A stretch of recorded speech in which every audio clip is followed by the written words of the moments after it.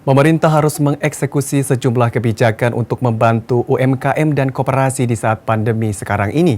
Kebijakan dapat berupa relaksasi maupun restrukturisasi pinjaman kepada koperasi diharapkan dapat secepat-cepatnya diberikan untuk mengungkit kembali roda perekonomian rakyat.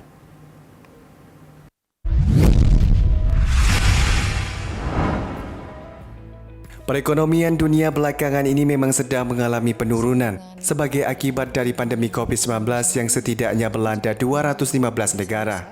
Sejumlah lembaga bahkan memprediksi pertumbuhan minus bagi negara-negara maju sebagai dampak ekonomi yang ditimbulkan pandemi. Untuk membantu UMKM dan koperasi di tengah lesunya ekonomi tersebut, pemerintah menyiapkan sejumlah kebijakan yang salah satunya berupa pembiayaan koperasi sebesar 1 triliun rupiah di masa pemulihan ekonomi.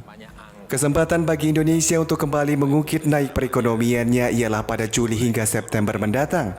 Kementerian dan lembaga diminta Presiden untuk mengintensifkan belanja anggaran di 3 bulan tersebut agar daya beli masyarakat dapat kembali naik dan memudahkan pemulihan ekonomi pada kuartal mendatang. Kebijakan tersebut UMKM dan koperasi juga telah disiapkan untuk dieksekusi secara besar-besaran pada Agustus mendatang. Pemerintah tengah menyiapkan bantuan modal kerja produktif bagi setidaknya 12 juta pelaku UMKM untuk dapat membantu mengurangi beban UMKM akibat pandemi. Kami mendapat pencairan ini sebesar 25 miliar dan diberikan dalam 2 tahapan.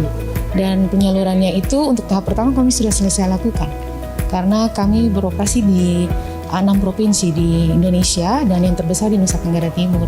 Bulan ini sesuai dengan ada program pemulihan ekonomi nasional ini, kami juga ikut mendorong di desa-desa ibu-ibu bisa mendapat bantuan modal karena mereka saat ini sangat membutuhkan itu. Dan saya bersyukur ada di sini dan mendapat dukungan dari pemerintah. Namun, Kepala Negara mengingatkan agar proses penyerahan bantuan tersebut dapat dilakukan secara efisien, cepat dan sederhana. Di tengah pandemi ini, kecepatan dalam mengeksekusi kebijakan yang berkaitan dengan kepentingan rakyat banyak amat dinanti. Dari Jakarta, kontributor Nusantara TV melaporkan.